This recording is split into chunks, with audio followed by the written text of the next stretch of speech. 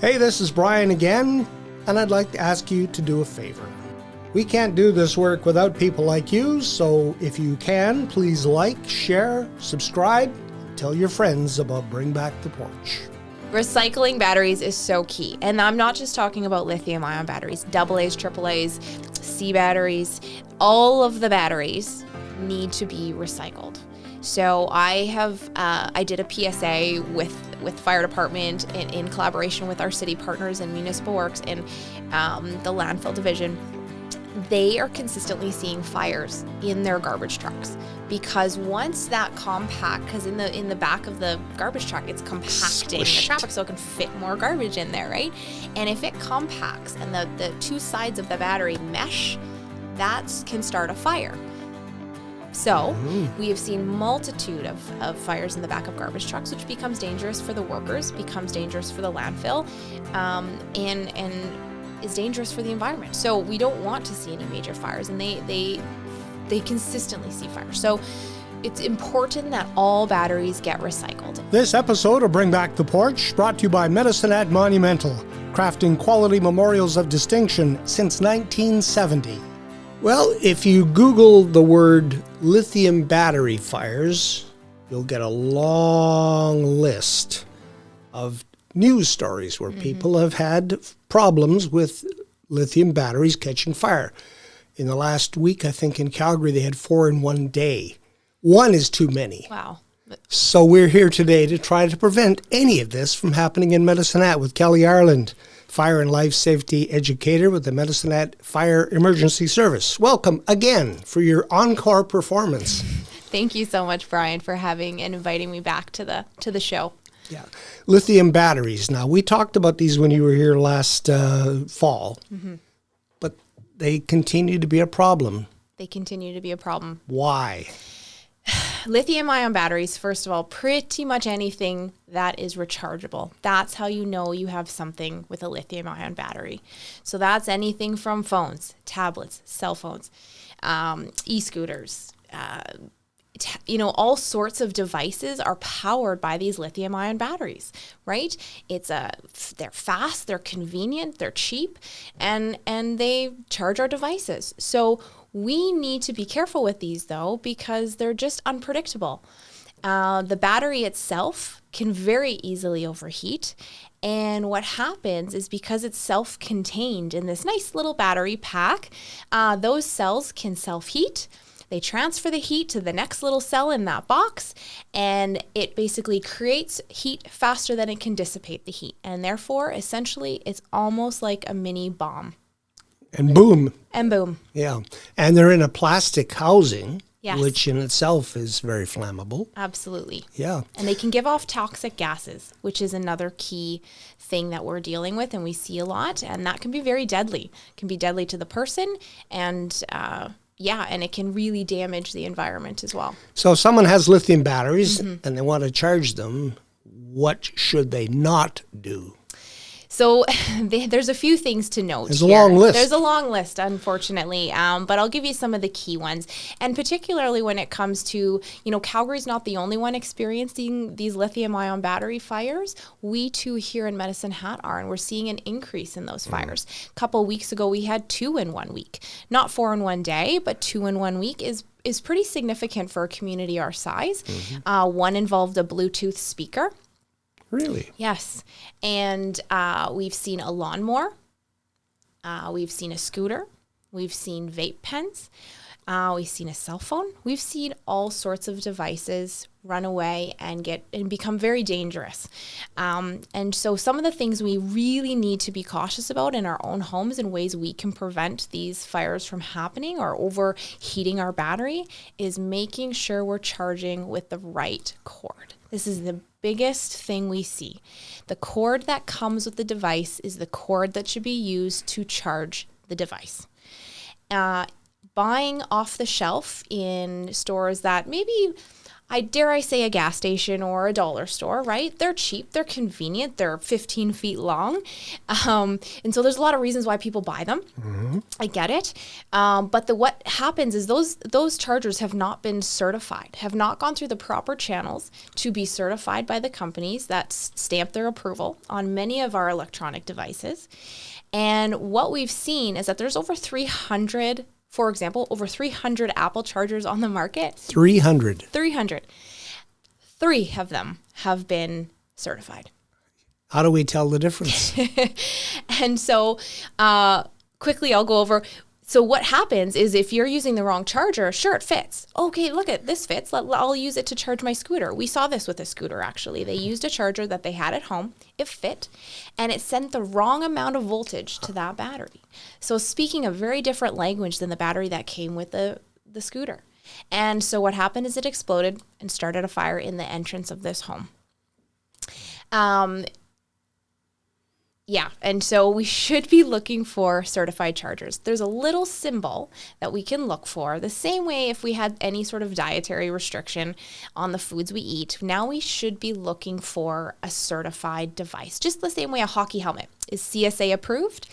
That same CSA approval is found on electronic devices. There's a few different versions of that CSA logo. ETL is another big one. ULC. That means it's gone through the proper channels to be tested, certified, and is safe for use in Canada. And that's very important because otherwise it can become a hazard very quickly. So we have to make sure that when our first charger fails, we don't go for the bargain brand because we might save a few dollars, but the problems that could follow would be catastrophic. Yeah, and that's truly the biggest cause that we are seeing is using the wrong charger with the wrong device. Now, you mentioned that the e-bike caught fire near a door. Another problem, another error. Another error, yes. And many of our, my teenager, my daughter has a e-bike that we have, and she's, she always just wants to charge it inside because that's where most of the plugins are. She doesn't want to walk around the house, plug it on the outside of the house. It's convenient, right? And so oftentimes those chargers are either next to a doorway. It's not safe to charge a device, especially of that size, that battery size, near an exit out of your home because they explode. And the bigger the battery, the bigger the boom. There's lots of videos of this online that you can just search up, scooter exploding, lots of videos to give you sort of that visual of the damage and the how fast that fire can spread and how quickly it becomes dangerous. It's actually catastrophic. And so what we encourage people to do with their bikes and their lawnmowers and things that are a bigger battery, charge them outside. Charge them outside and not near a doorway if you can, if that's possible. It's going to prevent any sort of toxic smoke from getting in the home.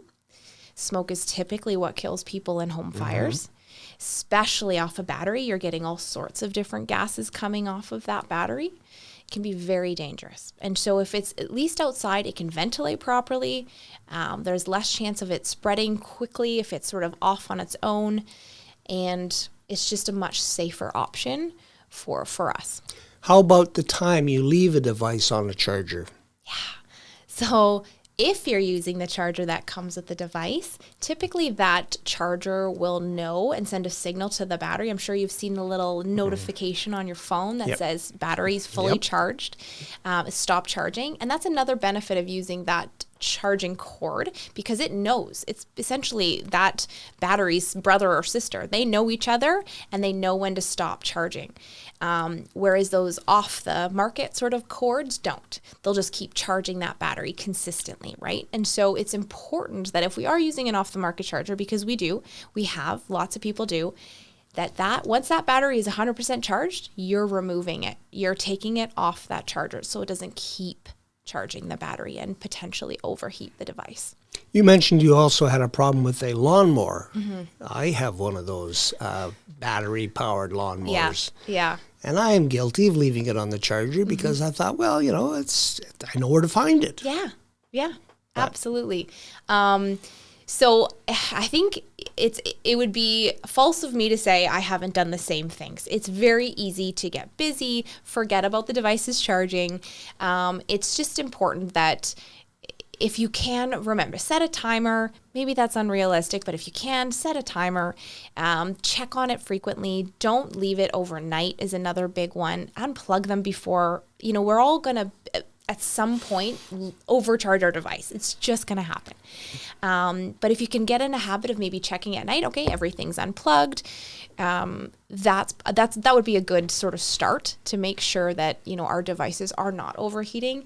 They also lose their battery life essentially over time if we're constantly overcharging them or leaving them outside where it's hot or the temperature's changing, it's cold. That sort of wears down that battery over time and can damage it.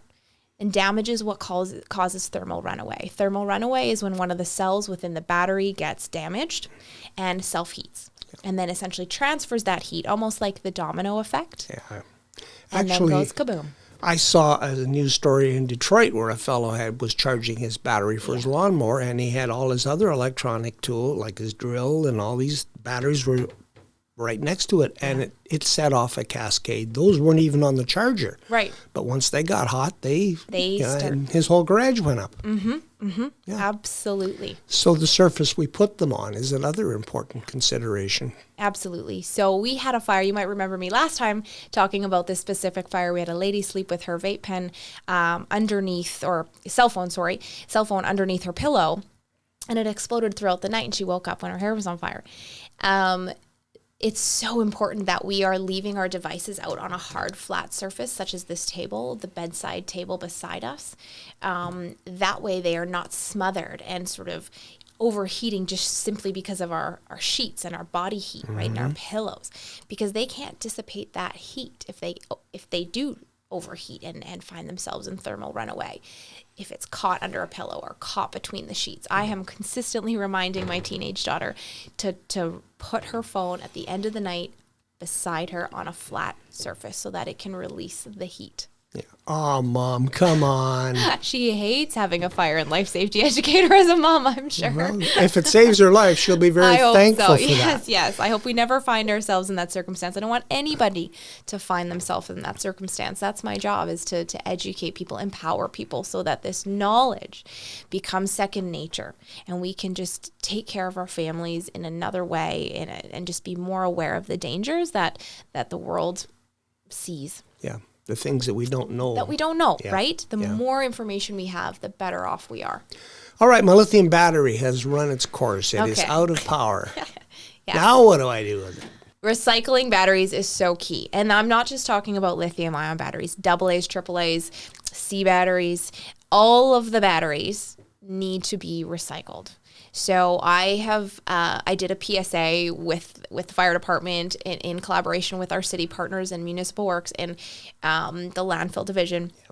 They are consistently seeing fires in their garbage trucks because once that because in the back of the garbage truck, it's compacting the traffic so it can fit more garbage in there, right? And if it compacts and the two sides of the battery mesh, that can start a fire. So we have seen multitude of fires in the back of garbage trucks, which becomes dangerous for the workers, becomes dangerous for the landfill, and is dangerous for the environment. So we don't want to see any major fires, and they consistently see fires. So it's important that all batteries get recycled. And so again, realistically speaking, you don't have to recycle every time you get one dead battery. Keep a little bin. I like to say, keep one of those Costco, like, those big jars of M&Ms or those big peanut butter jars. Those are really good because they're plastic.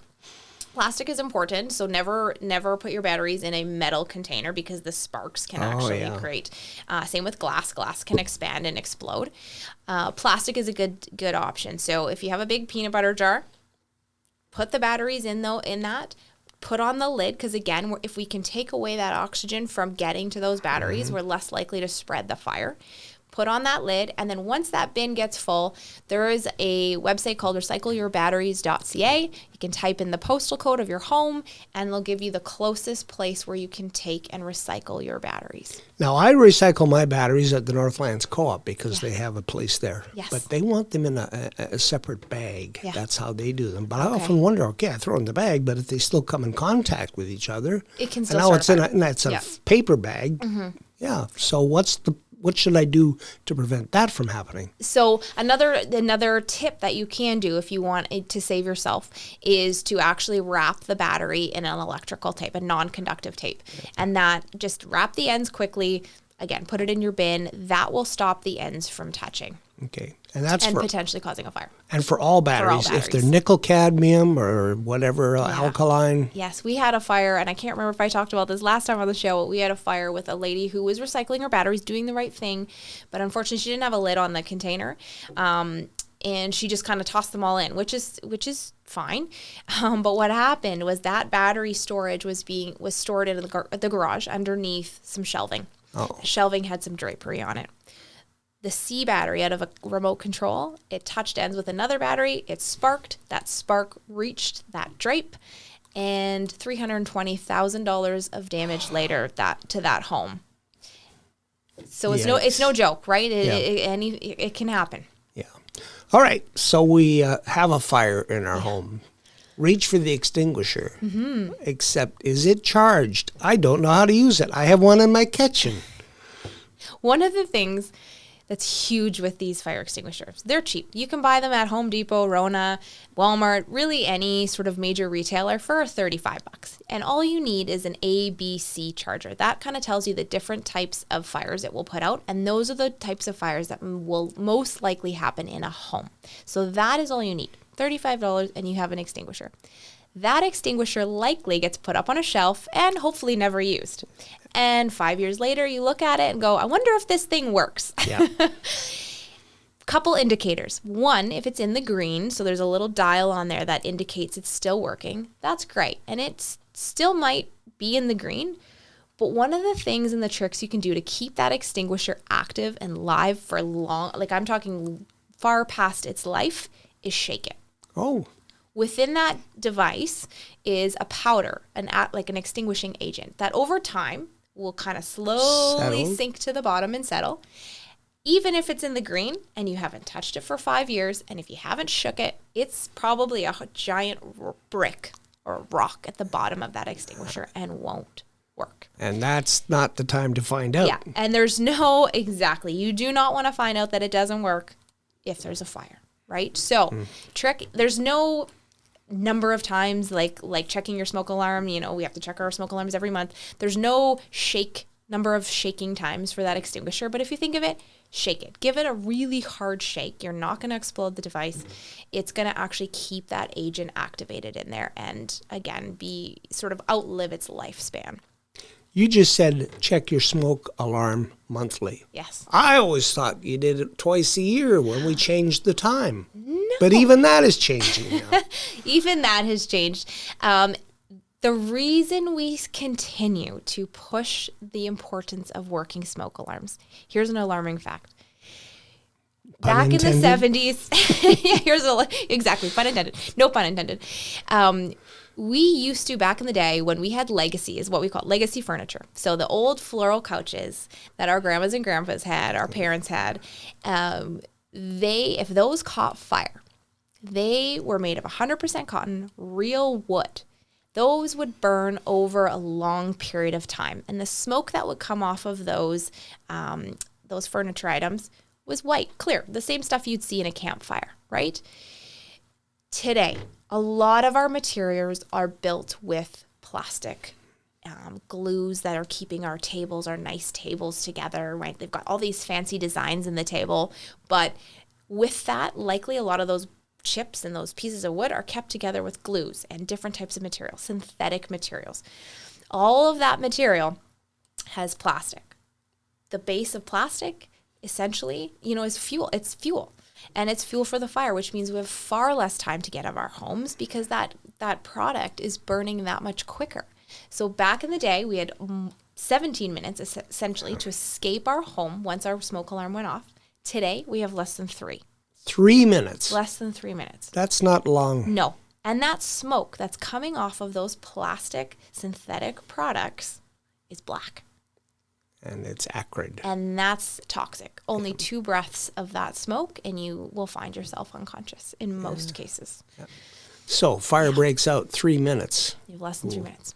If I stop and grab my extinguisher, I'm maybe in trouble. Yeah. Yeah. You know what? If the fire is just too big, even if you don't want to even try to extinguish it, don't. That's why there's a fire department in town. We have the fastest response time in Canada, 6 minutes and 20 seconds. Often we beat that depending on where we are in the city, depending on where you live in the city. But we have a fast response time. Get out, get to a safe place in front of your home and call 911. And if you're in a building, maybe alert your neighbors too. Alert your neighbors as well if it's safe to do so. Yeah. Absolutely. Pull the fire alarm if you're in a major sort of multi-residential building. Absolutely. Yeah. Closing the door when you go to bed at night. Mm-hmm. This is a big one. And a lot of people don't know. I always get the, what? What do you mean? Like, I have kids. I have to hear them if they wake up in the middle of the night. I have an animal that kind of comes and goes in the room whenever they feel like it. I get it. I'm a mom. I also have a dog that does the same things. But closing the door can mean the difference between saving a life and not. If a fire breaks out in the home, like I said earlier, smoke is typically what kills people in home fires, right? And so that door acts as a barrier to getting to you. So if you find yourself trapped in a room, closing the door behind you, sleeping with the door closed, can absolutely save your life. There is a video online on YouTube called Close Before You Doze. If you don't believe me, Close Before You Doze. It's a whole thing. Our research institute, they light this apartment on fire, this building. They close the door on one side and they keep the door open on the other side. It's actually an alarming difference. The person with the door open would not have survived that fire. The person with the door closed would have. That's something to keep in mind. And also, something to keep in mind. If you feel the door, if you think you try and get out that door, feel the door first. Yes, absolutely. And if it's too hot, make sure that, first of all, you should be sleeping in a room that has 2 ways out. So if the window is your next option, all right. If you have to shelter in place, make sure that when you call 911, you're letting them know where you are. That way they can alert the fire department. And that's our first, essentially when we get on site, our first thing that we're checking for is life. Mm-hmm. Our first job and our priority is to save lives before it is to save that home. Yeah. Now, if I open that door, what happens? If you open that door, you're going to get a gasp of smoke potentially, depending on where that fire is. And again, which can be very deadly to our lungs and can be for ourselves. So if we can get low, smoke always rises too. So we always tell kids, get low and go. That's sort of the little trick we tell kids. Same thing goes for adults. If that smoke is filling up your home, if you can get beneath it, cover your face and get out safely, that's another thing to keep in mind. So if you have a family, practice a fire exit drill. Yeah, absolutely. I know kids practice these, in school regularly at school. It is not a bad idea to run through that once or twice a year with your family at home so that everybody knows where we're meeting, how to get out safely. If they have to take the window, how can they open their window? Again, practicing, kids especially, what is my address? I get it all the time. I don't know my address. That's a very simple thing that you can practice at home regularly, just so that if they ever do find themselves in an emergency and parents aren't available, they have all the info to alert 911 they're in trouble. Another topic, too, that particularly as we move into the fall and everything is drying up, are grass fires. And I love the trailer that the fire service has parked, I believe, on 9th Street right now, southeast. Don't be a flicking idiot. Yeah. We do get some funny phone calls on that. Some people love it. Some people don't love it. And that's okay. It's literally meant to draw attention to it, right? That's the whole point. And unfortunately, careless smoking is one of those top causes of fires, not just here in Medicine Hat, but around all across Canada. We see it all the time. Highways. And we live in a community where we have a dry climate. It's hot. It doesn't rain other than this year. I swear, I think we've seen so much rain, more than we ever have. But typically in a Medicine Hat year, we don't see that much moisture. And so it is that much more. The BC fires are not unique to BC. That can very easily happen here. Yeah, we had a fire in Cypress County a couple of years ago that ran away and threatened a lot of rural residences. Absolutely, and we co-responded on that call. Yeah. If it is to a point where it is getting out of hand, and that one was, we'll often respond as well. So yeah, it just shows you that we're not immune because we're here. So we have to sometimes. The top causes of fires, we have to use funny language that catches your attention to go stop and think about it for a second. Yeah, but you see so many drivers, it's not even a thought. They just roll down the window and flick. Yeah. And when that hits all that accumulated growth because of the rain, poof. Poof, right? Yeah, we had a fire in a home last year, a huge one. That fire, the guy was sitting on his deck. That cigarette butt fell through the cracks of the deck, and minutes later, that whole home, which displaced 7 people, we unfortunately lost a pet in that fire, was caused because of careless smoking. Okay. So. Candles was another one that you had a dramatic video when you were here of the lady who had the 3-wick candle, and she thought it would be a good idea to take it to the sink to extinguish. Yes. Yeah, I'm very thankful that she felt safe enough to share that video with us because, she said, I hope you can use this as a learning opportunity. And we absolutely did. I think it was very successful online. People were like, oh my gosh, I didn't know this.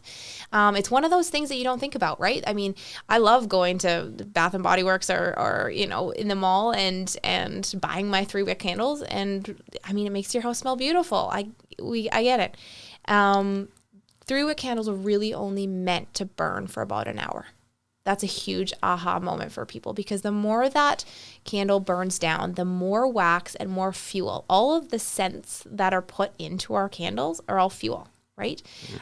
Which can cause that candle to run away very quickly, right? And so what we saw in that video was that flame honestly got about 6 inches tall. That's not normal. No, that is absolutely not normal. And just like a grease fire, if you take that candle, which has got fuel and is burning out of control, and you try to put it out with water, you're going to have a blowback at you, right? Yeah. There's a reason why there's a lid that comes with that candle. That's the first option. If you need to put your candle out, is to put the lid back on.